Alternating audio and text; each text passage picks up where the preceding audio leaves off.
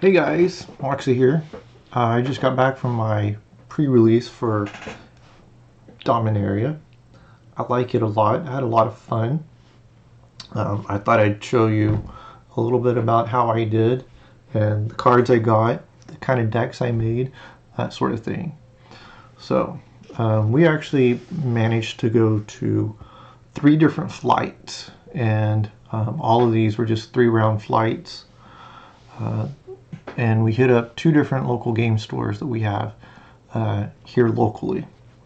So the first flight we did, the deck I ended up playing with, and when I go to a pre-release, typically what I try to do is make 2 different decks, and I can play one deck. If it doesn't work out, I'll switch over to the other deck and play that, or if I'm just feeling like mixing things up, I'll swap it out. So the first deck I played, or that I made, it was a white-blue. I actually pulled a fair number of rares that were pretty good. So one of the rares, let me show you the rares. I got Lyra Dawnbringer. She was a mythic angel, a 5/5 flying, first strike, lifelink. The other ability, other angels you control get +1/+4 and have lifelink. That didn't actually matter in this deck because she was really the only angel that I had and was ever able to actually get on the board. But when I got her on the board, she did quite a bit. She did make a difference in the way the games went. The next rare I had was Forebear's Blade, and this gives creatures +3/+0.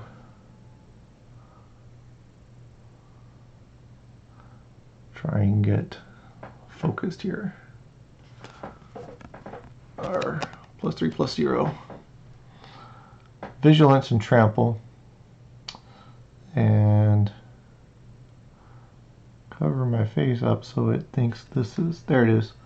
So whenever the creature dies, you get to equip it to another creature that you control.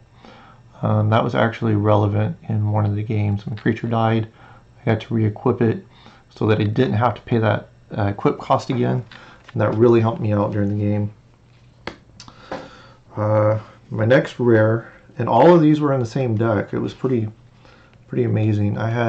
It's a fairy. This guy was pretty good. I got to play him in a couple of the games. +1, draw a card at the beginning of your next end step, untap 2 lands. -3, put target non-land permanent into its owner's library, 3rd from the top. And -8, you get an emblem with whenever you draw a card, exile target permanent and opponent controls. So the problem I had with this guy was I kept forgetting about the -3, and a couple of times I really could have used that -3 to get me out of a jam.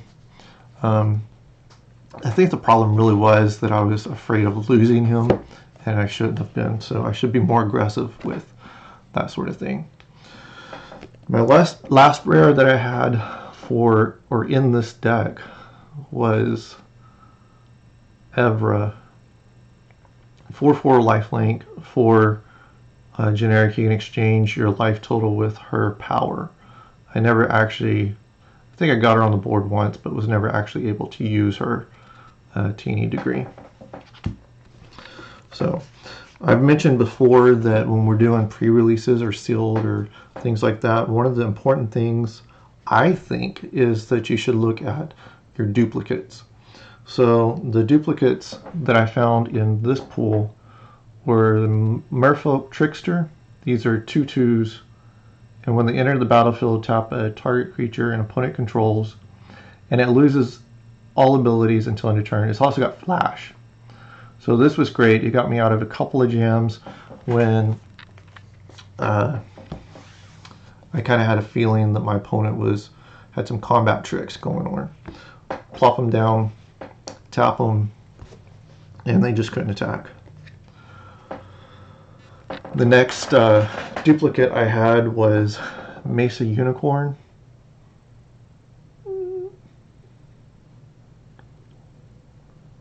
Try to get the focus. 2/2 lifelink for 2. Pretty good. They did some work. They got me some life. That's basically it. So that was, 2 commons, 2 uncommons that I had. And then the only other thing of real note with this deck was I had a Danitha. And she is a 2/2 legendary for 3. First strike, lifelink, and vigilance. And her other ability was,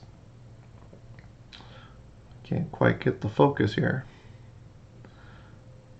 Aura and equipment spells you cast cost 1 less. It will focus. There it goes. All right. I need to hold it a little bit farther away. So, and she's legendary, so that triggers the historic stuff. So this deck was white-blue, just kind of a lot of flyers. I had the Academy Drake. Hold it farther from the camera, Mark. Can't quite focus. Anyhow, Academy Drake, 2/2. If you kick it, it comes in play with an extra +2. I had the Arcane Flight, which gives +2/+2 in flying. Guy. So a Sphinx, the Artificer's Assistant. All of these guys fly, so that was kind of good. So it was just kind of get guys down that flew and swing in. And it did pretty well. I ended up going 2-0 in this flight. So the other deck I made, and I didn't actually use it because my first deck I felt was so good. It was green-black, and I made it because I had gotten a Slimefoot the Stowaway. So I was kind of wanting to go with a +1/+1 counter and Saproling theme.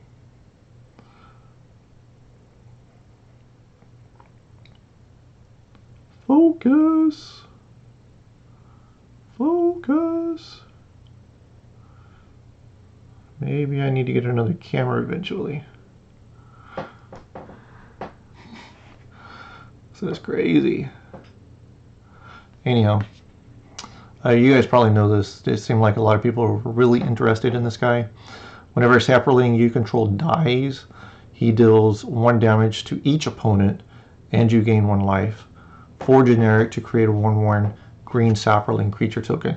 So I think this guy would be really fun to build a commander deck around. I'm not big on commander, but I do remember back in the day, Fallen Empires, I really loved the Saproling decks, the Thalids. So it'd be fun to build a deck around that.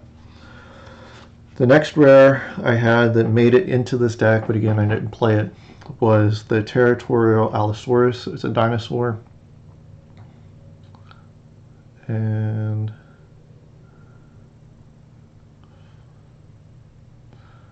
anyhow, he's a 5/5. You can kick him. If you kick him, when he enters the battlefield, it fights another target creature. There it is. So I didn't see that played too much in the other game, in my opponent's decks.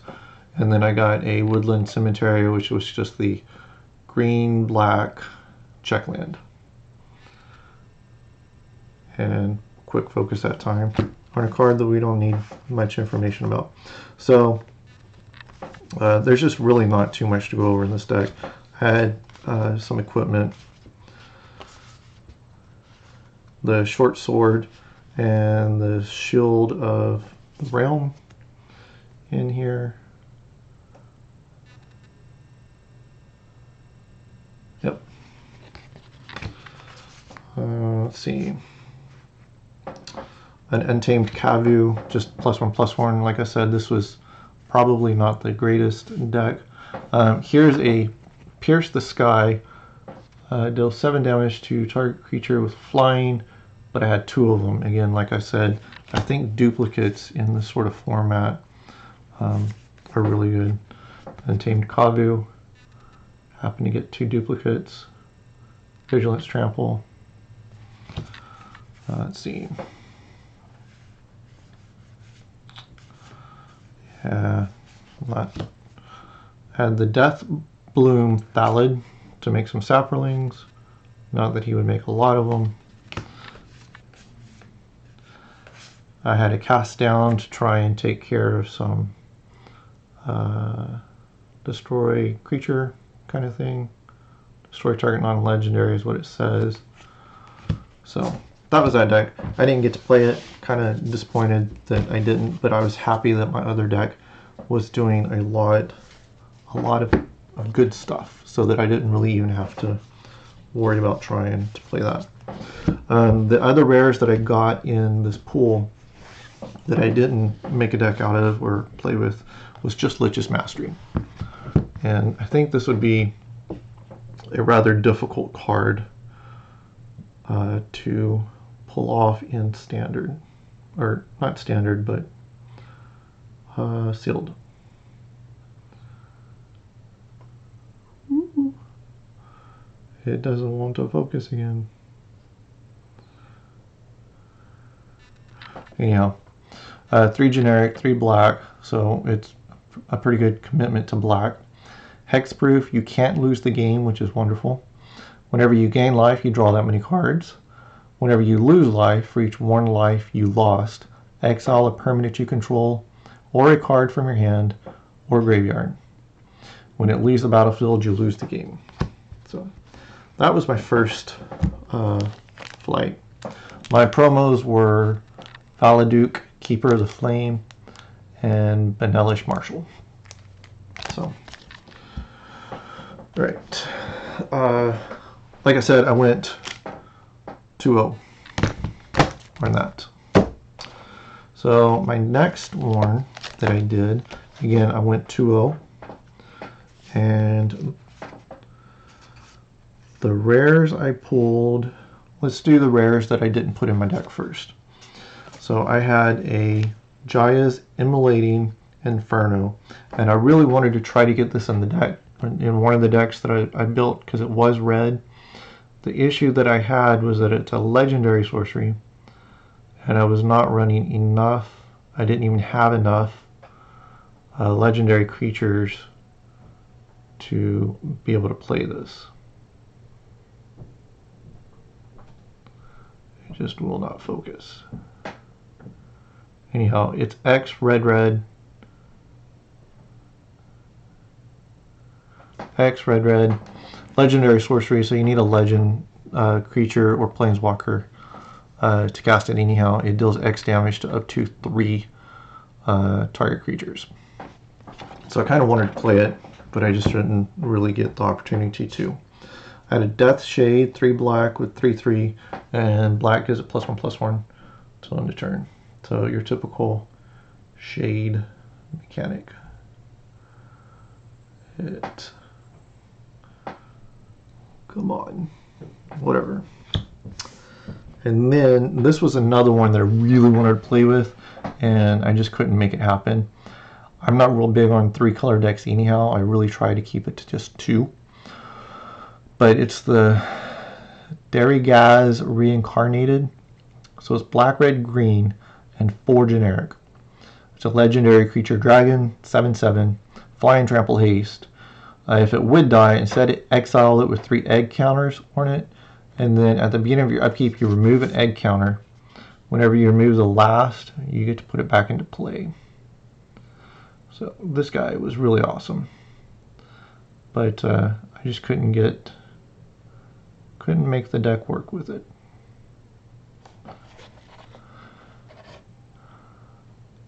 I really wished I could figure out the trick to this.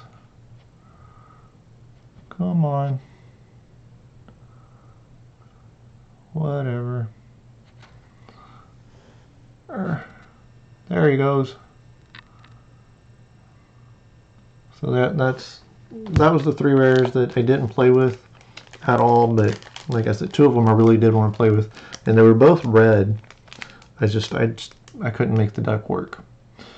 My promo was Urgoos, the empty one, and Marvin, the new something, nurture, whatever.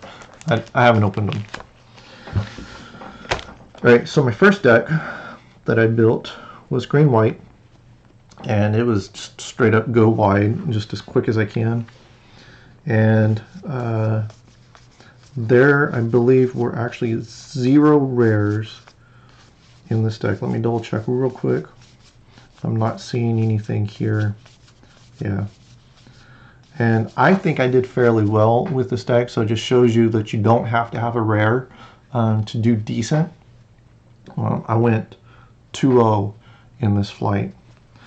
But like I said, the duplicates, I think, is what makes a good deal. So I had 2 Gaia's Protectors. So this is green and 3 generic for 4/2, and it must be blocked if able. So I had 2 of these guys. There we go. And it disappears again. Whatever.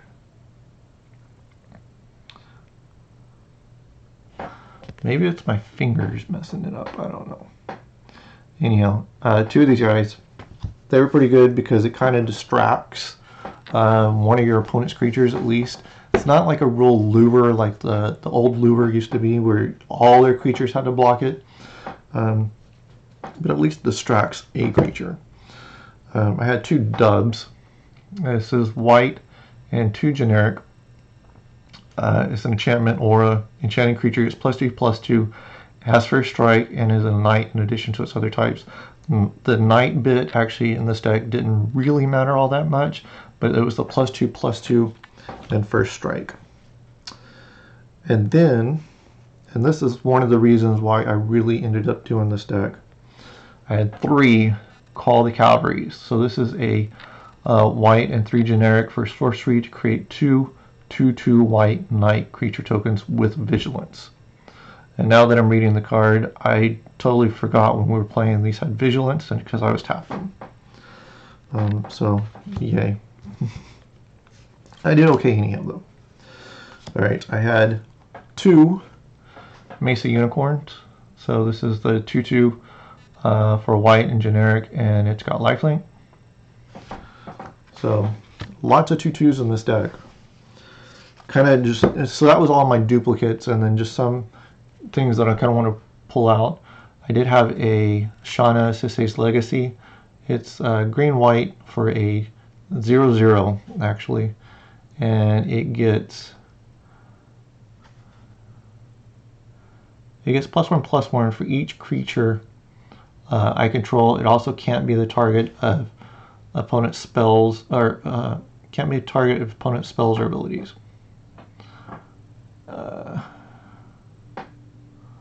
Kind of, not really.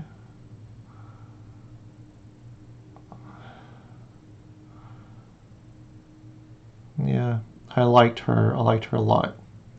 Especially, you get her down so that she's not sick, and then put in that Call the Cavalry. Maybe I just need to add an extra card to them.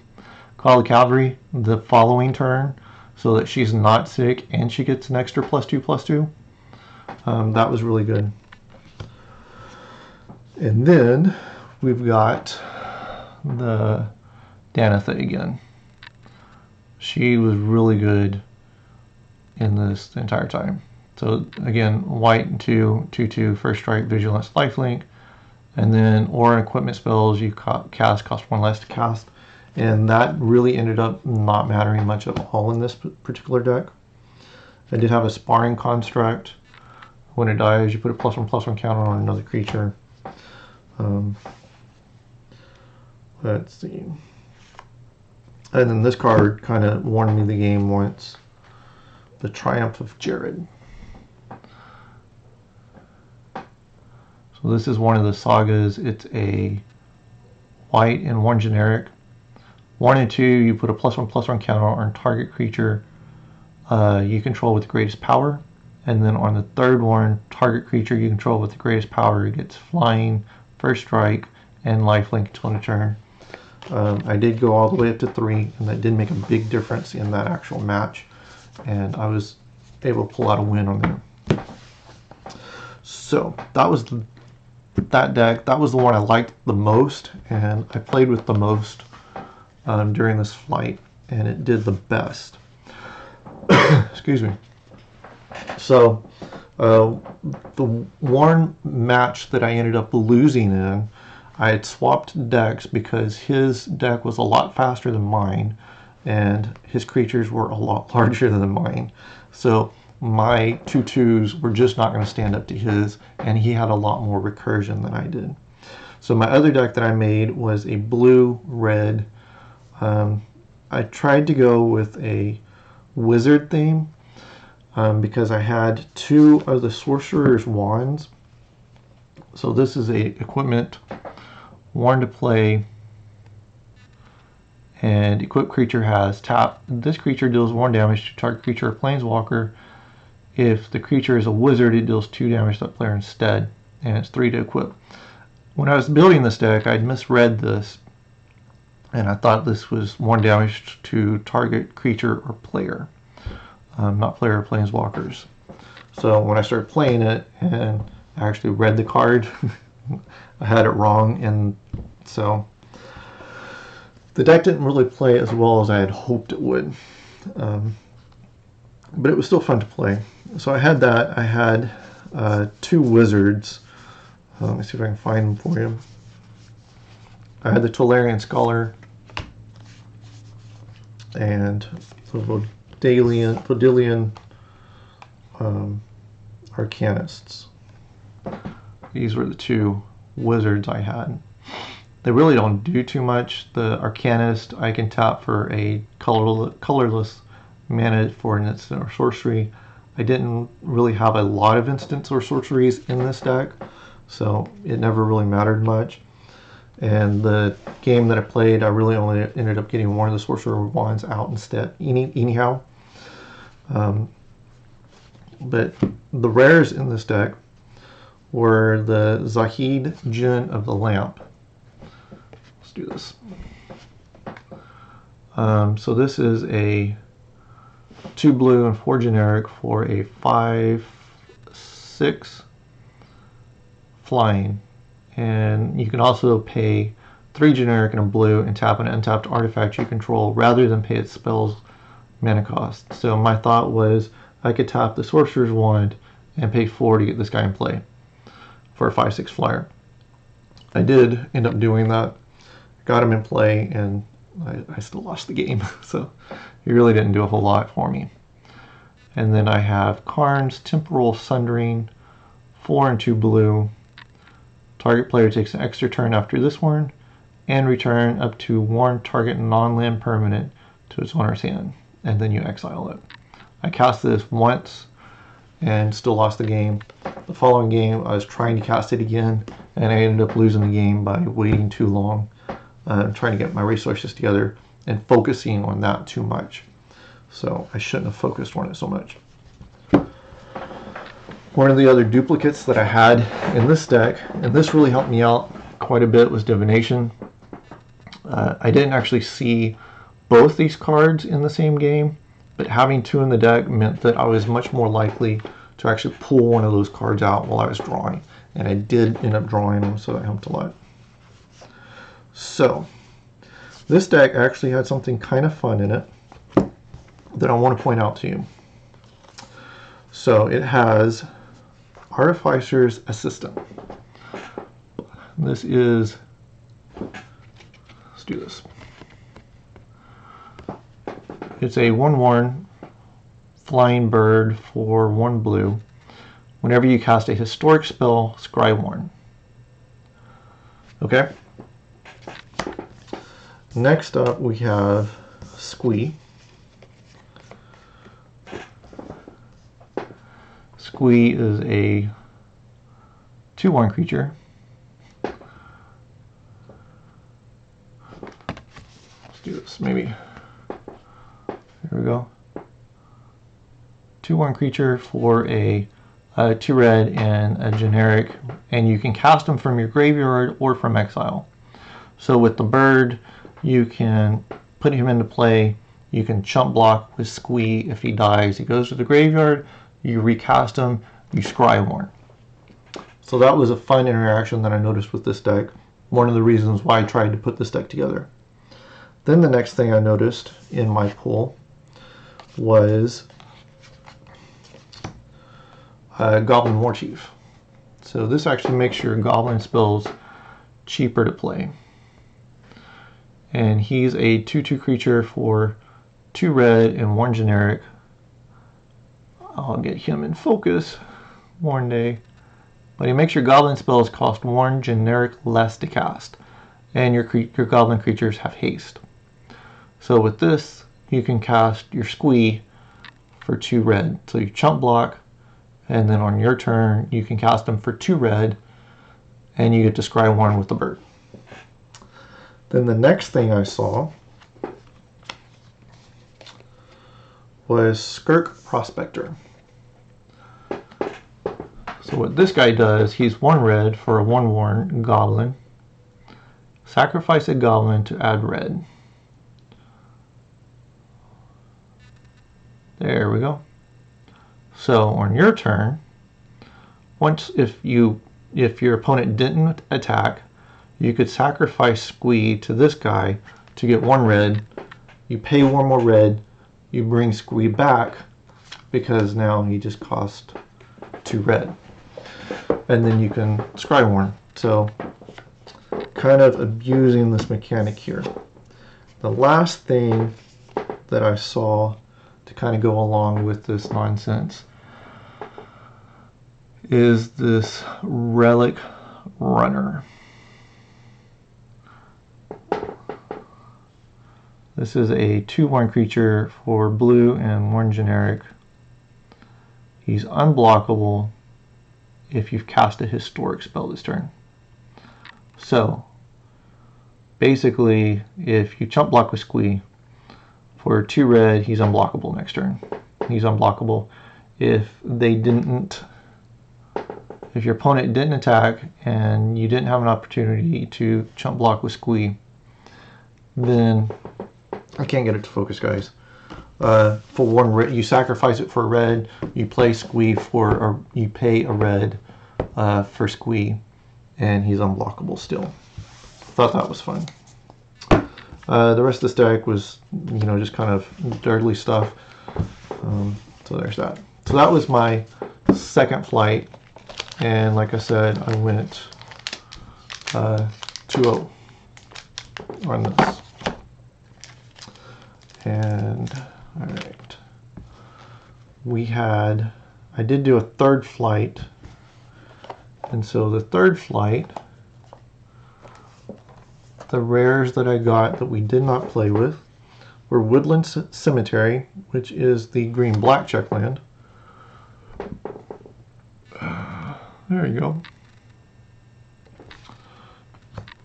Clifftop Retreat, which is the red-white check land. And this pool was amazingly mediocre. Cannot tell you how greatly mediocre this was. Alright, we had Lich's Mastery, just like in our first flight.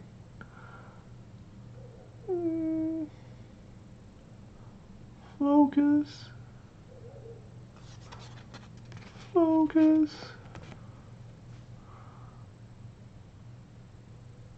Focus. Okay, Lich's Mastery. Anyhow. And then we had a Yawgmoth's Vile Offering. So this is a black and 4 legendary sorcery. You can put 1 target creature or planeswalker card from a graveyard onto the battlefield under your control and destroy up to 1 target creature or planeswalker, and then you exile it. There we go. Focus. We need like an autofocus button. There we go. So that was the 4 rares that I pulled that I did not play with. So Again, we built 2 decks. I like that challenge, really. Oh, promos. We got another Marin, the Nurture, and Urgos, the Empty one. So this is like exactly the same as the previous one.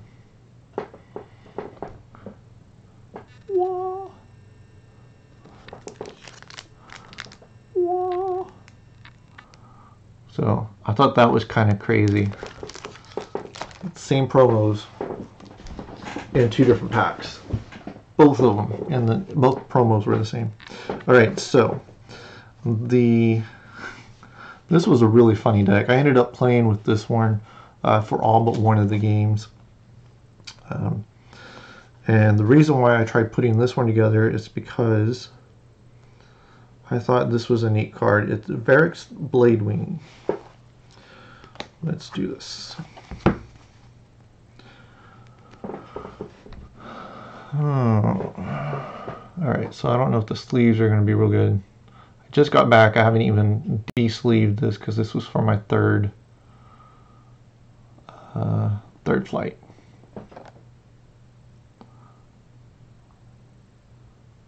I think the sleeves are just going to make it worse. I tell you what, I'll pull it out of the sleeve. Alright. So he's a 4/4 dragon for 2 red and 2 generic. There you go. Kicker 3. And he's got flying. If he was kicked, you get another 4/4 dragon, red dragon creature with flying. So I thought that was kind of fun. I wanted to try to get him in play. Never actually had got him in play. The other one I got was a Precognition Field. And I ended up not playing. Oh, I did play this, and I decided, at least in this format, it was not good because I never actually used it. Other than putting it on a field, I never used it at all. So this is a blue and 3 generic. You can look at the top card of your library, which is nice. You can cast the top card of your library if it's an instant sorcery card, which I was never able to do. And you can pay 3 generic to exile the top card of your library. I wanted to do that, but using up that 3 mana meant I couldn't play other things that I wanted to in my hand. So I think in a constructed deck that would be a lot better. In this format, it wasn't super great. Alright, so my duplicates were Gitu, the Lava Runner. So it's a red for 1/2. As long as you have 2 or more instant or sorcery cards in your graveyard, it gets +1/+0 and has haste. Excuse me. I was able to play him a couple times, and it didn't make a whole lot of difference in the games. More often than not, even though I was playing blue and red, I had one instant or sorcery in my graveyard. I think there was only once where having 2 actually made any sort of difference in the game. So this is where it kind of gets funny, because I actually used this card, and in one of the games I played, even though I lost the overall match, I won the game by milling somebody. So this is a Homerid Explorer. Blue and 3 for 3/3. When it enters the battlefield, target player mills the top 4. And as you can see, I had drawn 2. I got 2 of them. So in the game where I milled him, I actually had both of these in play. And then, because doing 8 by itself is not, enough for a 40 card deck, I had this card in the blink of an eye. It's blue and 1 generic, and a kicker for blue and 1 generic. Return target non-land permanent to its owner's hand. If it was kicked, draw a card. So basically, you play this for 4, or at least I did in this particular game. Play it for 4, bounce the Homerid, play it again, mill another 4. So that's how that game went. He also, to add to it, was drawing a little bit extra with some divinations and stuff like that. So the other notable things in this deck, I had a Juggernaut. This is kind of an old school card that I really loved back in the day. The 5/3 can't has to attack each turn if able. Can't be blocked by walls, which is great whenever you play the Deep Freeze and you turn their big creatures into a big ass 0/4 wall, which is wonderful. And the Juggernaut gets even better when you give him the Jousting Lance. +2/+0 and first strike on your turn. So that's really the most notable stuff in here. I did play Slyn Voda the Rising Deep. Wasn't able to kick it, but it's an 8/8 for 8. And I was able to give it haste with the red card, the Fervent Strike. So haste and first strike. And the worn match that I won with this deck was, you know, to doing that because I did that. So that was exciting. All right, so let's look at the second deck I made with this. Again, like I said, this particular pool was amazingly mediocre. All right, and again, I did not make, I didn't use any kind of rares. Just double checking in either of these decks, I don't believe. Yeah. So my other deck, and this was the first one I had made, and quickly decided not to play it because it's, again, it was green-white. I was trying to do something very similar to what I had done in the second flight, where I cast a lot of creatures, made maybe a couple of them a little bit larger, and then just swung in. And the mediocre cards were just telling me it's not going to work. I tried it once, and it just proved it didn't work. So again, I had the Shauna Sisay's Legacy, just like in that second flight. She gets +1/+1 for each creature you control. Great when you have a lot of creatures, not so great when you don't have so many creatures. As for the duplicates, I had the Adamant Will, which would have been great in the second one, the second flight, with all of the knights that I was making. In this one, I just didn't have enough creatures on the field for it to really matter that much. I had 2 Aven Sentries, 2/2 for 4 flying, or excuse me, 3/2 for 4 flying. And I had 2 Gift of Growth. So this is a green and generic kicker 2, and tap target creature gets +2/+2 till end of turn. If it was kicked, it gets +4/+4 till end of turn. Again, can't. Not going to focus, is it? Again, this is great if you actually have creatures on the field, and I just wasn't able to get the creatures on the field and get them to stick. So this was just the Aramith Wall.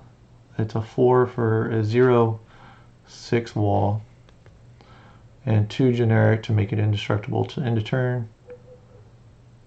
I'm not going to focus, are you? This was useful in staving off some of the attacks, or at least saying, go ahead, it's just going to get blocked. So all in all, this was just, like I said, not a great deck. That last flight was not the greatest. I ended up going Warno on that one. Warno. But anyhow, the day was fun, a lot of fun. I really enjoyed that first deck I'd made, and in the second flight, I really liked the green-white deck that I played. So I enjoyed it. I like the cards. I'm gonna look forward to building maybe the Thallid deck. I like the Thallid deck, and I got that dragon that comes back with the eggs, the egg counters. I think that would be kind of cool. And say a Phoenix deck or something where you've got other creatures coming back from the graveyard too, because it sort of feels like a Phoenix. But anyhow, had a lot of fun, and I look forward to the next one. Thank you guys for watching, and we'll catch you next time.